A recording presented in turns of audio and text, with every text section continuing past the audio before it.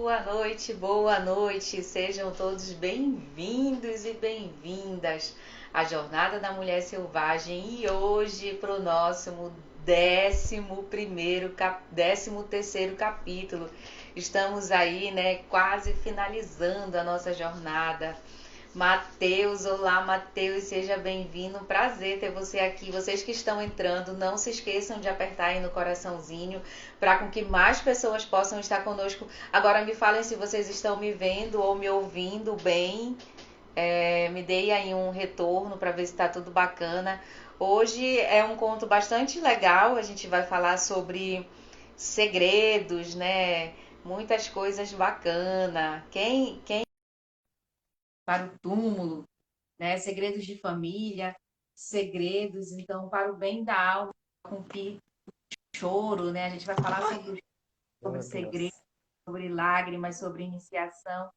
Seja bem-vinda, querida Cíntia, boa noite. Boa noite. Ai, gente, me ajuda. Sempre eu com o celular, né? Misericórdia. Boa noite, gente. Boa noite a todos. Seja bem-vinda. E hoje a gente chegamos ao 13º capítulo, né? As marcas de combate, aí o clã das cicatrizes, né? Quem aqui de nós não tem as cicatrizes da vida, né? Cicatrizes que muitas vezes a gente tem vergonha, a gente quer esconder, a gente quer ali colocar no lugar que ninguém possa ver, né? Mas é importante com que a gente faça as pazes com as nossas cicatrizes, com a nossa própria história, né? Para que a gente se orgulhe das nossas marcas que tornaram realmente a pessoa que somos hoje. Mas para com que isso aconteça, é importante com que a gente pense quais são essas feridas da alma, né? Quais são essas cicatrizes que são tão dolorosas que a gente não consegue ter orgulho delas? E aí, quais são os seus segredos? Quais são os seus fantasmas?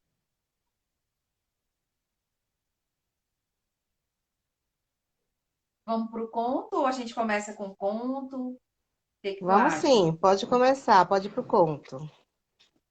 O conto ele é bem tranquilo, ele é bem curtinho, né? Então assim, é bem bacana. Era uma vez uma lindíssima mulher, né?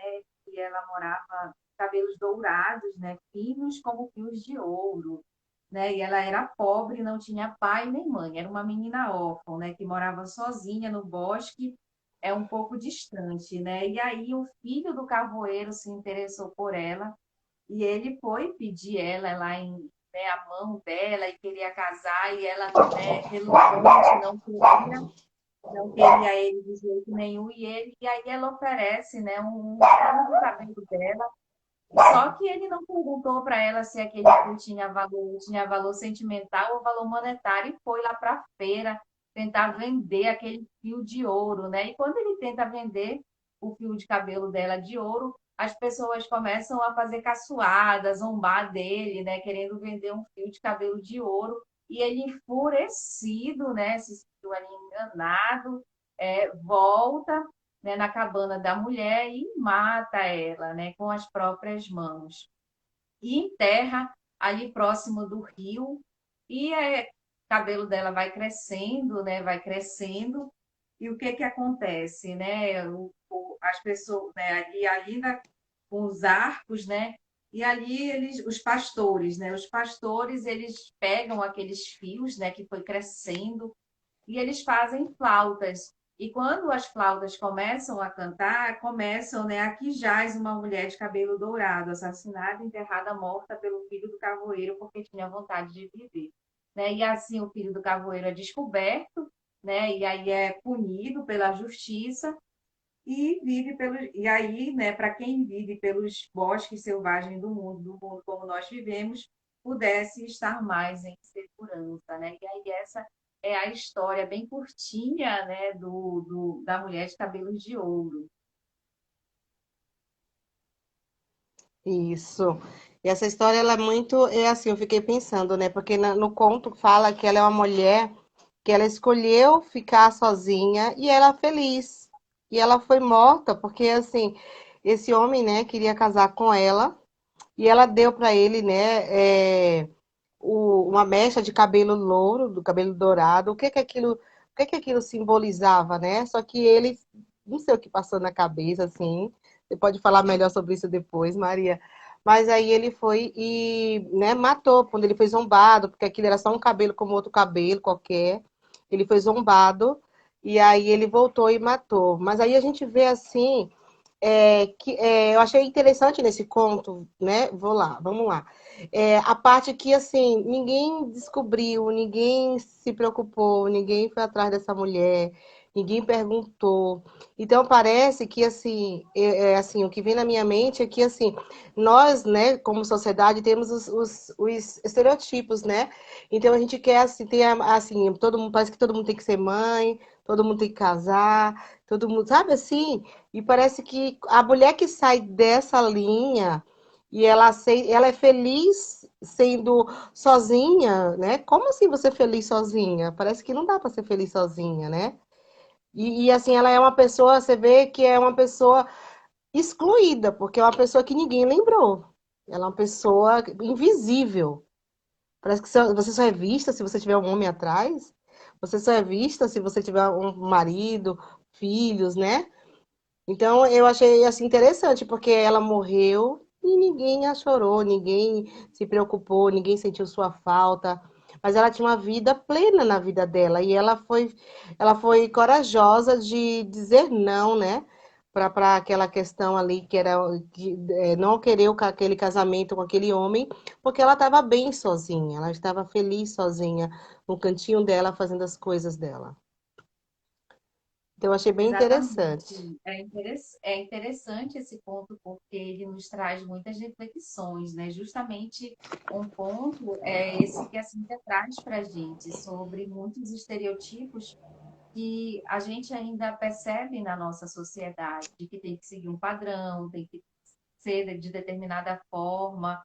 E aí fala sobre os segredos que a Clarissa traz de uma maneira muito interessante, sobre a questão do mundo feminino, né? Sobre a menstruação, sobre a maternidade, sobre o casamento, e justamente alguns segredos que somente a pessoa vai conhecer, como, por exemplo, de uma gravidez indesejada, ou o Ai, fato meu da pessoa Deus. da mulher não gostar, né, de ter sido mãe ou não se sentir realizada, foi porque era uma imposição, e a gente recebe, é interessante porque é muito comum, assim, muito mais do que a gente pensa, e são segredos tão intrínsecos que a mulher às vezes não tem coragem de admitir nem para ela, por exemplo, sobre essa relação com a maternidade, né? Como assim que você não gosta de ser mãe? Você não ama seu filho? Não é, as pessoas vão logo relacionar, né? A gente ouve muitas falas de mulheres assim, né? Eu amo o meu filho, mas eu odeio a maternidade, ou então, se eu pudesse escolher, eu jamais teria tido filho, porque realmente eu não me identifico, eu não consigo ter uma outra pessoa como, né, além de mim. Então, assim, algumas falas que parece que não existem, ou então que são muito criticadas pela nossa sociedade, mas elas estão presentes, estão aí no consciente coletivo de muitas mulheres que se veem obrigadas, por exemplo, como essa mulher, né? Ela se recusou a seguir um padrão e ela foi assassinada. E acontece ao inverso também, quando de repente você é, faz determinada coisa para seguir um padrão e às vezes você assassina a sua própria psique, né? Dentro de algo que você não acredita ou que você não quer para a sua vida, somente porque aquela sociedade espera algo de você. E aí a gente faz esse questionamento, né? Existe realmente uma receita que todas as mulheres têm que seguir? Todas as mulheres têm o instinto materno? Precisam ser mãe? Precisam casar? Precisam seguir ali uma determinada linha? São coisas para a gente refletir entre o que a gente vai assassinar ou ser assassinada, né? Digamos assim. Ela não abriu mão daquilo que realmente ela acreditava. Ela preferiu ser assassinada. E quando às vezes a gente não tem a certeza daquilo que a gente quer, a gente é assassinado na nossa própria psique, né? E aí ela fala sobre uma coisa interessante desse ponto. Tá me ouvindo, Cíntia? Tô ouvindo. Tá ótimo. Sobre assim, a questão do que realmente impacta a vida das mulheres, assim, sobre a questão dos segredos, como isso para as mulheres são dolorosos, porque justamente os segredos mais que causam algum tipo de incômodo são relacionados à moralidade, como, por exemplo, a gente ter um caso, né, de uma pessoa que cometeu o adultério, um exemplo, né, de uma mulher dentro de um casamento que cometeu o adultério. Como isso é visto pelo homem e como isso é visto pela mulher. E essa mulher chega na clínica com, né, um pudor muito severo consigo mesmo, né, assim, pelo fato de ter cometido aquilo que é, né, pela sociedade um pecado, pela religião que ela segue um pecado, e aí a gente vê essa autopunição de uma maneira muito intensa, porque o que mais a Clarissa fala, né, que justamente tem essa questão dos segredos, que vai estar relacionado a essa destruição da psique, seria justamente esse peso dos segredos referente à moralidade, daquilo que é o incorreto, que foge dos preceitos dentro da própria ética interna de cada mulher. Sim, é interessante que, assim, é, junto com esse segredo vem um sentimento de culpa muito grande, né? Então, esse segredo, ele acaba assassinando, como você falou, né? E eu gostei da forma como a Clarissa resolveu isso, né? A resolução dessa morte psíquica, desse sofrimento psíquico, porque guarda um segredo, é você falar desse segredo. Olha como é simples. E muitas vezes não é se expor. Muitas vezes não, nunca é se expor. Mas é falar com alguém de confiança, falar, né, com uma amiga muito íntima, falar com o terapeuta, com o psicólogo, falar com alguém no qual você possa ser acolhido. E você tem direito de falar do seu segredo quantas vezes você tiver necessidade. Eu achei fantástico isso, sabia? Porque realmente, né, as regras são importantes. Eu não consigo imaginar né, uma civilização sem regras, né? Isso é importante até para a psique. Mas a gente se coloca, a gente se prende muito em cadeias, né? A gente fica muito presas dessas regras que muitas vezes é a forma que a gente entende que precisa ser assim para ser aceito, né?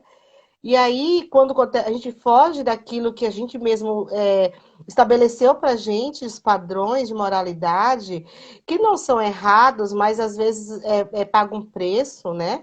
Não estou falando que é certo ou errado, mas eu estou falando que quando alguém estipulou algo para si mesmo e depois não conseguiu ser fiel a si mesmo naquilo que gostaria, aí onde vem o sofrimento. E assim, nem é tanto pelos outros, porque às vezes as pessoas podem até te perdoar, né? Assim, se foi referente a alguém, mas às vezes nós mesmos não nos perdoamos. Como assim eu fiz isso, né? Como assim eu sabia disso e eu me permiti isso, fazer um erro desse, cometer esse ato?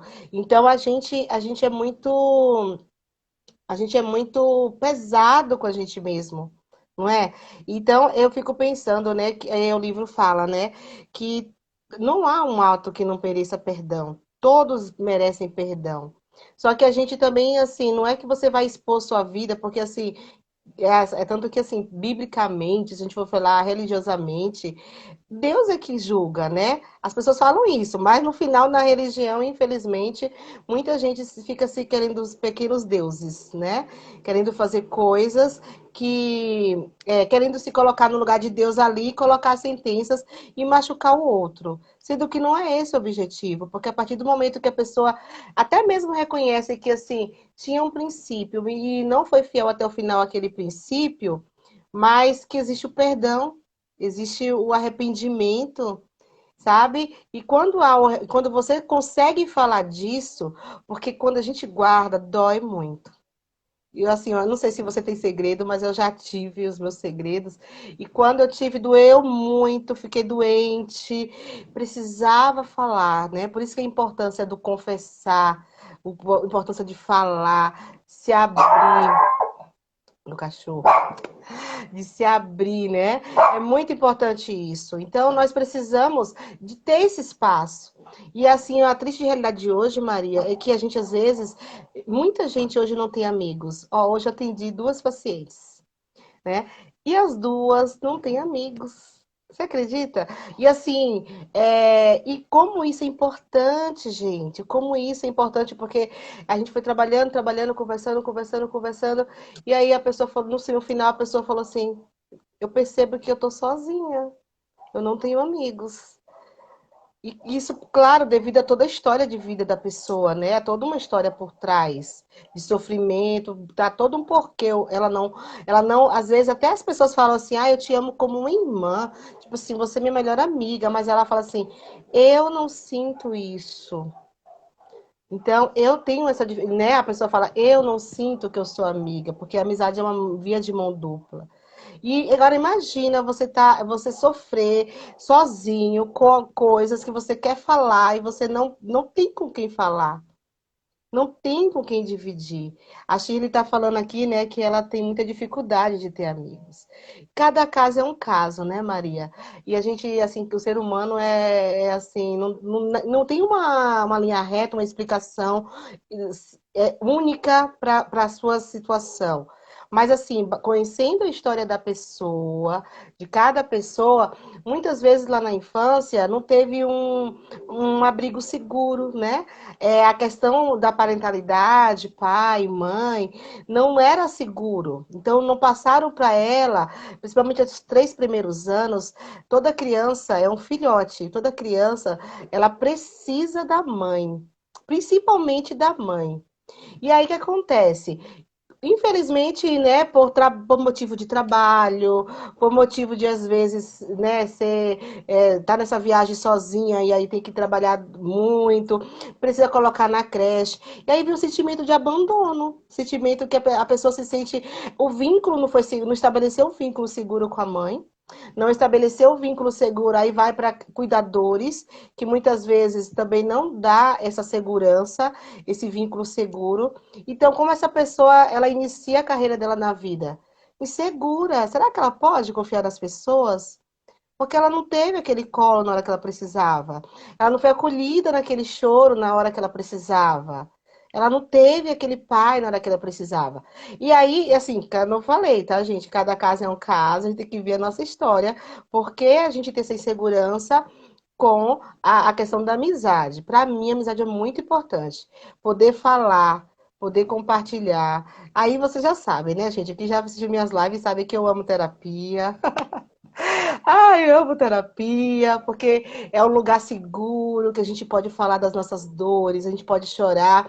E por maior que seja o segredo, a sua terapeuta vai fazer assim, né? Vai te acolher ali. Ele pode estar com vontade de chorar, mas ele vai se segurar, mas ele vai sentir com você, né? A gente vai vibrar junto, a gente vai poder segurar a sua mão, dizer assim, esse momento é seu, pode falar. E aí a pessoa que estava guardando o segredo, que não podia falar para ninguém, e ela mesma, a gente mesma está se condenando por causa desse segredo, você pode falar. Você pode falar quantas vezes for necessário e chorar a sua dor. E isso pode diminuir, vai diminuir seu sofrimento, né? Eu achei interessante, Maria, que no livro ela fala assim que eu já ouvi isso. Ah, o luto geralmente é de 1 ano. Ah, o sofrimento de tal sofrimento é 2 anos para superar uma perda. Gente, uma perda é uma perda. Vai perguntar para uma mãe que perdeu um filho, né? Quando é que terminou esse luto dela? Vai perguntar para alguém que assim, acabou em separação, mas que talvez ela amasse muito esse marido ou a esposa, né? E vai perguntar para ela quando foi que acabou, se foi 1 ano, 2 anos. Então, não existe uma data rígida, né? Uma data fixa.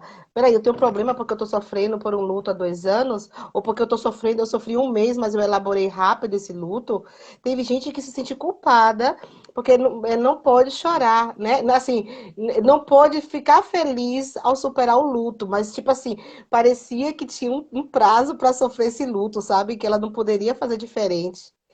Gente, na minha infância, a minha avó, ela perdeu uma irmã, né? Já era idosa. A gente ficou um ano, a TV desligada, a rádio desligada, ninguém podia. Você acredita?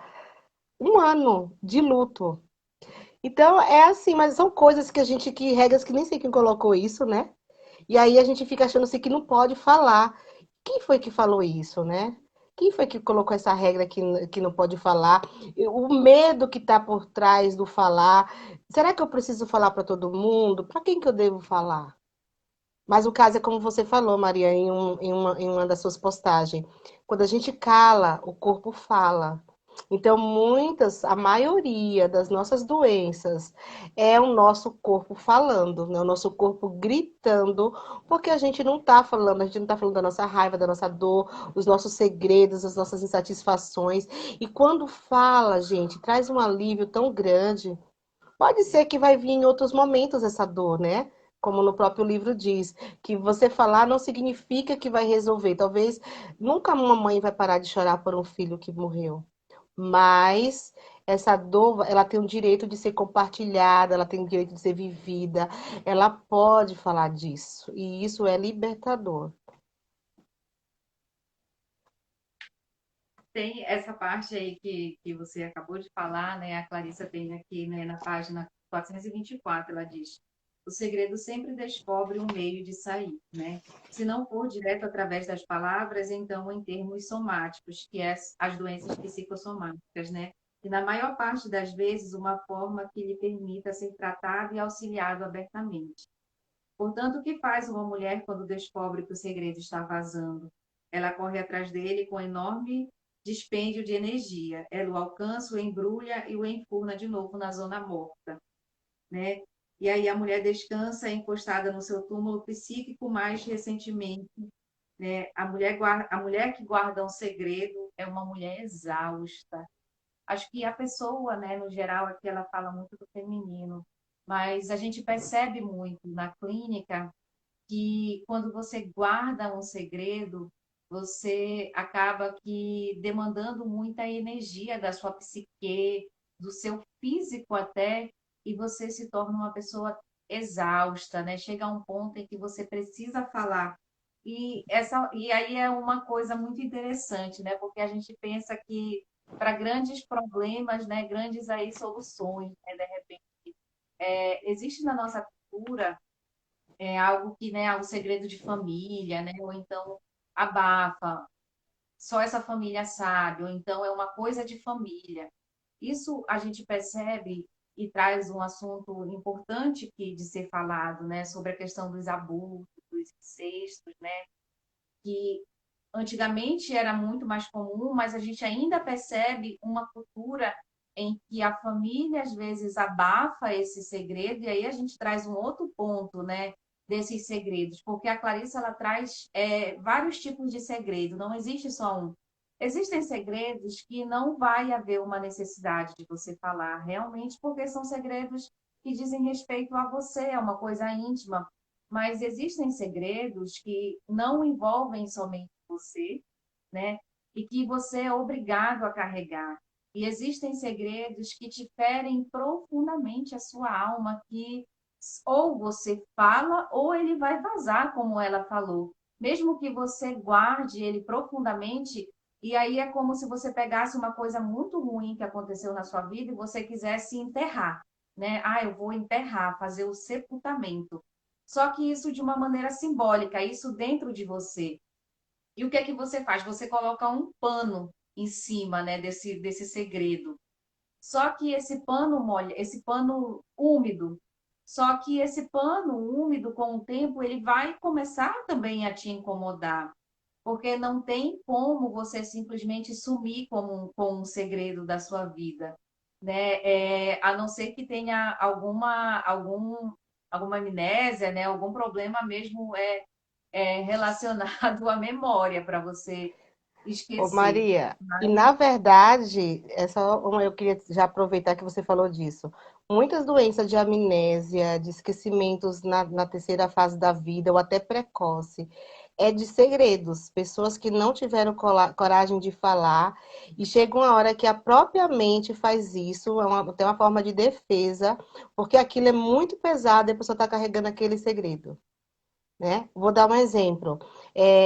Existe uma pregadora que ela se chama Joyce Meyer e ela foi abusada sexualmente pelo pai. Então, ela foi abusada muito, dos 9 aos 18. E a mãe dela sabia, porque assim, a mãe um dia chegou do trabalho, pegou e viu. Sabe o que a mãe fez? Foi ao supermercado. A mãe não tinha coragem de lutar contra esse pai abusador.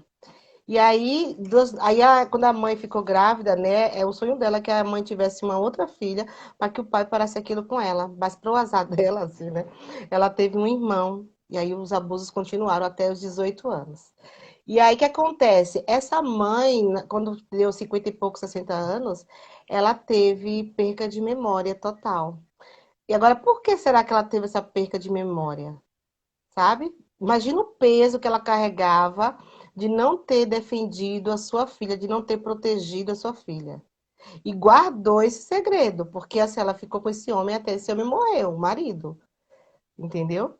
E então, essa questão que você falou de ter esquecimentos, de ter amnésia, infelizmente é muito comum se as pessoas guardarem segredo, porque a própria mente chega uma hora, é um peso tão grande que a pessoa vai esquecer para sobreviver, para continuar sua existência, não consegue olhar para aquilo.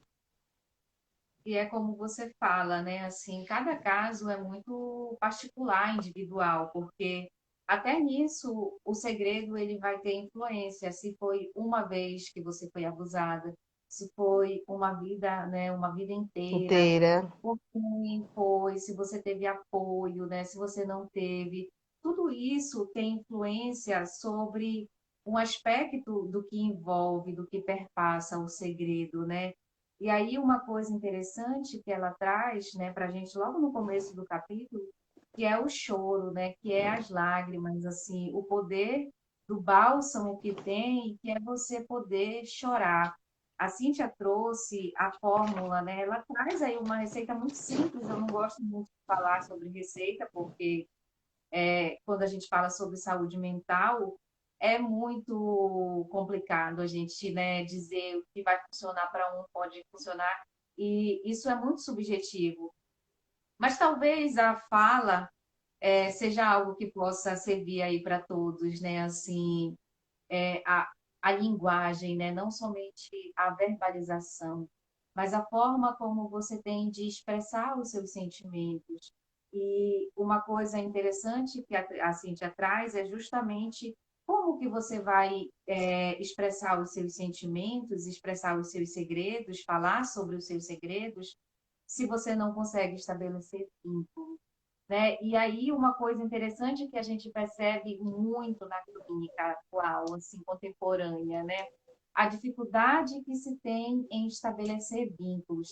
A gente percebe uma sociedade em que o acesso, né, a você ter uma quantidade de amigos, a você falar com pessoas de outro, né, como eu estou falando aqui com a Cíntia, de outros estados, de outro país, de outros lugares, a comunicação, o acesso para isso se tornou muito mais fácil, né? Antes, para você fazer uma ligação, era uma tribulação. E hoje é muito simples, é muito fácil, mas às vezes você olha para a quantidade de contatos no seu WhatsApp e você não consegue pensar em uma pessoa que você pudesse ligar em que realmente fosse te ouvir. Ou uma pessoa para tomar um café, para você conversar sobre o que você está sentindo. Às vezes você ouve relatos de pessoas que escreveram mensagens em um momento de crise, querendo pedir ajuda e apagaram, ou em um momento de crise não souberam a quem recorrer, porque justamente essa rede de apoio, esse vínculo, né, com amigos se tornou enfraquecido, se tornou muito frágil, muito volátil, né? Ao mesmo tempo que você tem, sei lá, quantidade inúmeras de seguidores, você não consegue ter é uma pessoa realmente a quem recorrer no momento de que você precisa. É importante, é necessário, né? Faz parte da sua saúde emocional para com que você possa manter esse equilíbrio, com que você tenha amigos, com que você tenha a quem contar, que seja um, que seja dois, mas é justamente para com que você tenha esse momento que você possa falar, né? Que você possa chorar, que você possa se sentir vulnerável, que você possa validar os seus sentimentos e as suas emoções para com que elas possam extravasar e aí, de repente, tomar uma proporção menor, ou então você possa simbolizar, reeditar.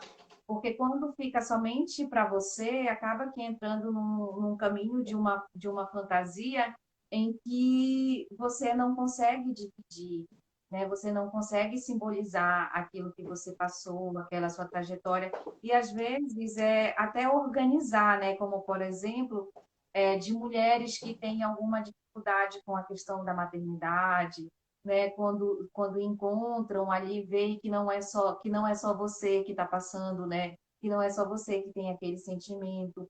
Porque existem alguns segredos, Cíntia, que são muito difíceis de serem admitidos, né? Que são segredos assim para a questão da mulher sobre o feminino, sobre a sexualidade, sobre a maternidade, sobre o casamento, que é muito íntimo. O abuso, sim, sim, tudo isso é muito, assim, já, o nome já fala, se é segredo, é algo que tem um valor, assim, tem um controle sobre nós. Mesmo que seja só uma questão de percepção, que às vezes é uma questão de percepção, mas o peso que a gente coloca naquilo é muito grande, porque tem a ver com os nossos valores, né? Mas é tanto que eu achei interessante, né, que ela conta também uma história de uma viúva que ela é 3 meses casada, o marido se suicidou e a viúva ela foi traída pela família do marido. Ela coloca essa frase, né? Foi traída porque ela foi obrigada a não falar que foi suicídio. E ela guardou essa dor. Então, assim, ela guardava um segredo, e ela guardava esse segredo. Ela não podia chorar dessa dor e falar, porque imagina assim, era uma dor dele, era uma dor dela também. Porque o homem suicidou e ela não sabia os porquês. Ela também tinha direito de chorar aquele luto, de sofrer e de entender e até que ponto ela até pode ter se sentido culpada, mas a família orientou ela a não falar, não verbalizar. E essa mulher foi murchando, foi morrendo. Então ela começou a perder o prazer pela vida, perder o prazer nos encontros de família, porque na verdade todo mundo fazia de conta que aquela dor não existia, mas aquela dor estava lá, né? Viva, sangrando naquela mulher. Então, assim, a gente, meu Deus, como a gente precisa de relacionamentos a ponto de aceitar a imposição de outros, né? Assim, provavelmente ela fez isso para continuar sendo aceita. E valeu de quê essa aceitação dela? Porque depois ela percebeu que de nada valia, porque não validaram o sofrimento dela, né? E aí ela perdeu o sentido de estar em outros momentos, como momentos de festas, de celebração, de casamentos, de batizados, de aniversário. Porque também no momento importante que foi a dor, o luto, eles também não respeitaram e não validaram aquele sentimento dela, né? E a Clarissa, ela falou de uma história que eu achei muito interessante, de fazer deixa eu lembrar aqui do nome que eu não lembro, o capote expiatório. Esse capote expiatório me lembrou de um filme. Você já assistiu o filme Coxa de Retalhos? Não.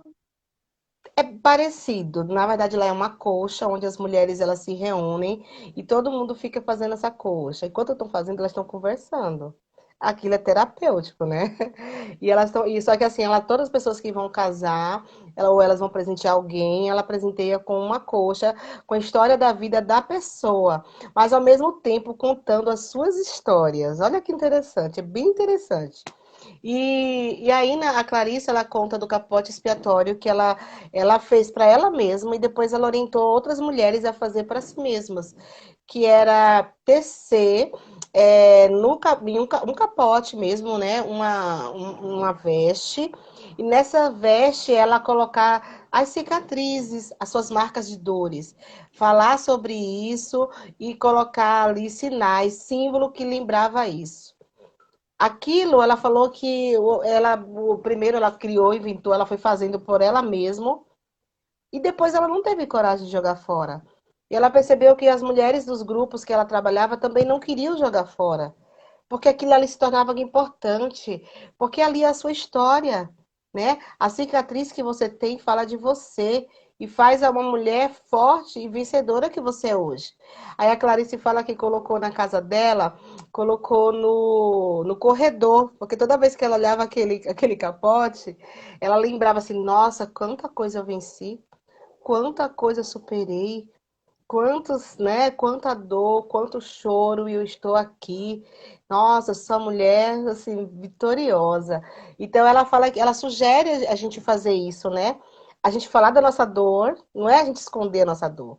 Então, fazer esse capote expiatório, fazer, assim, é um ato de tecer, né? Um ato de artístico que faz muito bem para a alma, porque nos conecta com a gente mesmo. E com isso a gente vai entendendo a nossa história e vai mudando até a percepção, porque ela percebeu que aquele capote não lembrava de dor, porque já havia passado.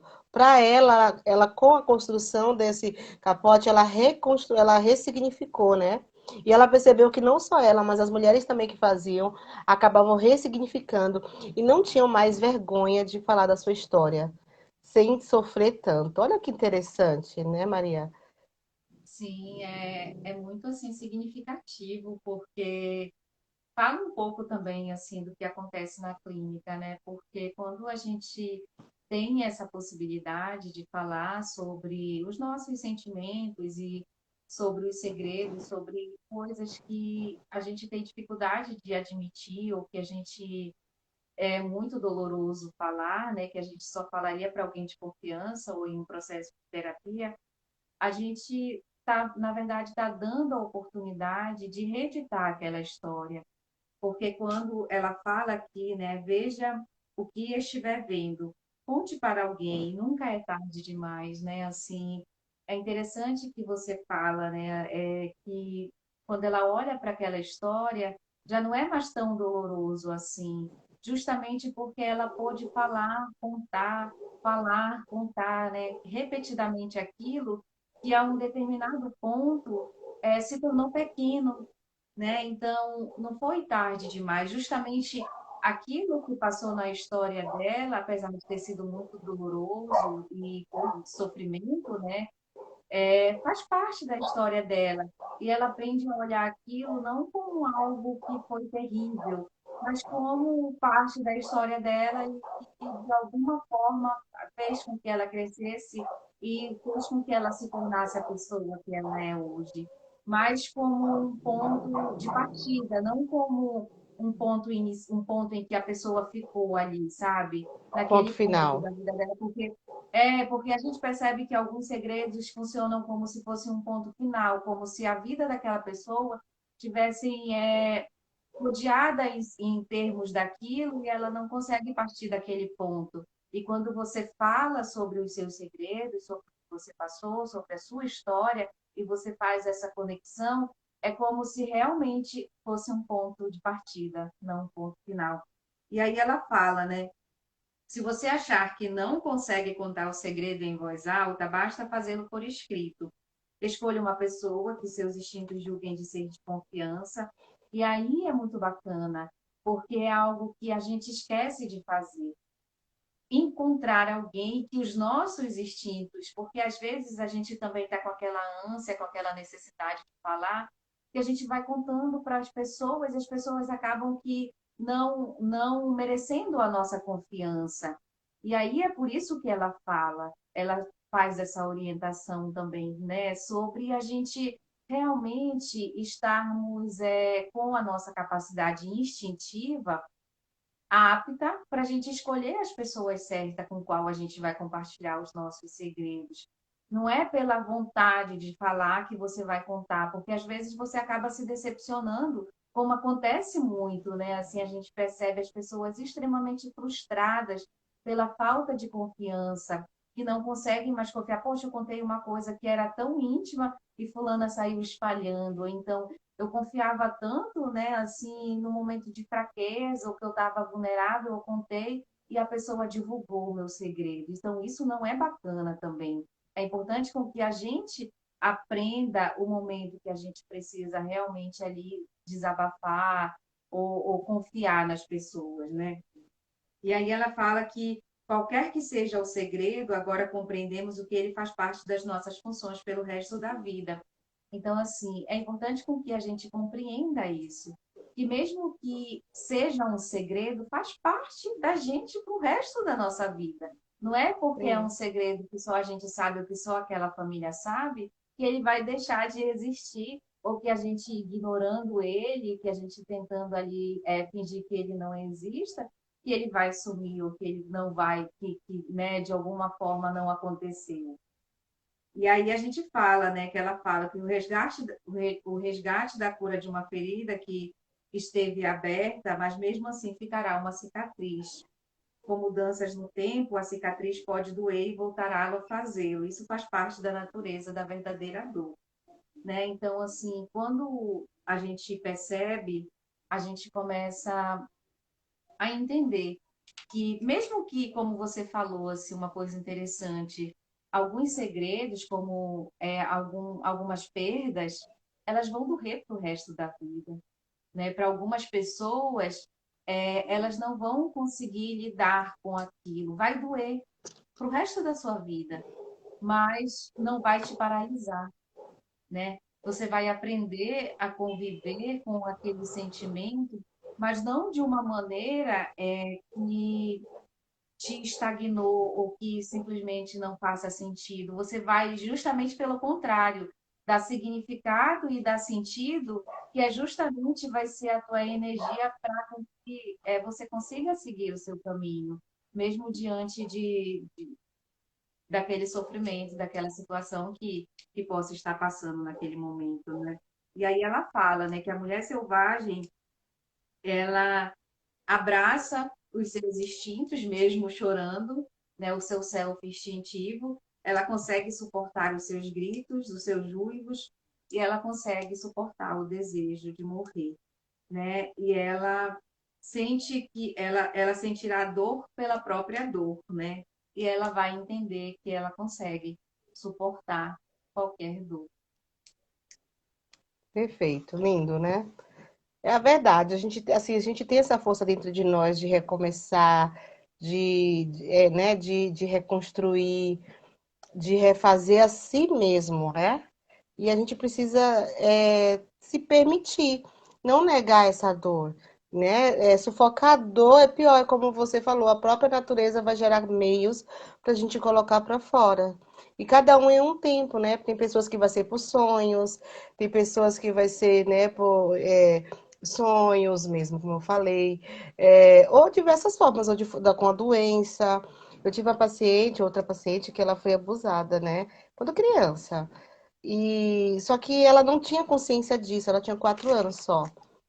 Demorou 2 anos para ela aceitar no plano da consciência isso. Então, eu falo assim que enquanto isso foi limpando as nascentes, né? Foi limpando de outras formas, nunca tocava nesse assunto, mas sempre me trazia sonhos. E aí eu acolhi aqueles sonhos. No meu coração parecia que eu já sabia o que que era. Mas eu não deixei a pessoa estar bem no momento dela para reconhecer isso, né? Eu achei que foi lindo, sabe? Foi um dos processos assim mais assim bem-sucedidos que eu tive com essa pessoa, porque depois ela se sentiu livre, ela amadureceu tanto, ela se tornou uma pessoa maravilhosa. Já era, mas ela era cheia de dificuldades, cheias de gavetas, cheias de questões, né? E não confiava, tinha questão com a amizade também, de não confiar em ninguém. Terminou o processo, ela com muitos amigos, ela bem, ela feliz. Então, tudo isso é bem interessante, sabe? Da importância da gente falar da nossa dor com quem vai acolher, né? Não julgar, ninguém está aqui para julgar, mas acolher. E você pode chorar, você pode falar, você pode fazer o que você quiser, né? É sua e você tem esse direito. E é como ela fala, não há nada que não tem direito de perdão. que às vezes não é com o outro que fez com a gente, mas às vezes foi a gente que fez com alguém, ou a gente fez com a gente mesmo, né? E aí a gente, difícil é essa autocompaixão com a gente mesmo. Então a gente precisa também ter essa autocompaixão com a gente mesmo, de se perdoar, de se abraçar, de se acolher, de permitir chorar. Tudo isso vai ser canal de cura para a nossa vida. Exatamente. Então, esse conto ele fala, né, sobre como a gente pode curar aí as nossas feridas da alma, como a gente pode transformar as nossas cicatrizes, que muitas vezes são dolorosas, ocasionadas por muitos segredos, como motivo de orgulho. Não exatamente do que aconteceu, né, da história, mas o motivo de orgulho porque, apesar de ter acontecido isso com você, ou apesar de, né, esse segredo fazer parte da sua história, você conseguiu reeditar, você conseguiu fazer as pazes, você conseguiu se perdoar e você conseguiu buscar, né, a cura para sua própria história. Eu acho que isso é mais importante assim para a gente pensar, né? E que mesmo que seja preciso a gente chorar aí oceanos de lágrimas, é importante com que a gente olhe para nós mulheres com um olhar de empatia, né? Da nossa própria história, com o nosso próprio caminho, com a nossa própria jornada. É isso, Cíntia. Muito bom estar com você mais uma vez, né? E até o próximo conto. Ah, obrigada. Dica de filme é Coxas de Retalho, viu, gente? Que puder assista, que vocês vão ver uma história toda se compreendendo, uma vida se compreendendo com a ajuda de outras vidas. Ele tem muito a ver com esse conto. Foi um prazer também estar com vocês. Muito obrigada, Maria. Obrigada a Obrigada, você. gente, Até o pela próximo presença. conto, gente. Até. Obrigada. Tchau. Compartilhem se vocês estiverem assistindo a reprise, né? Curtem, comentem lá. Beijos.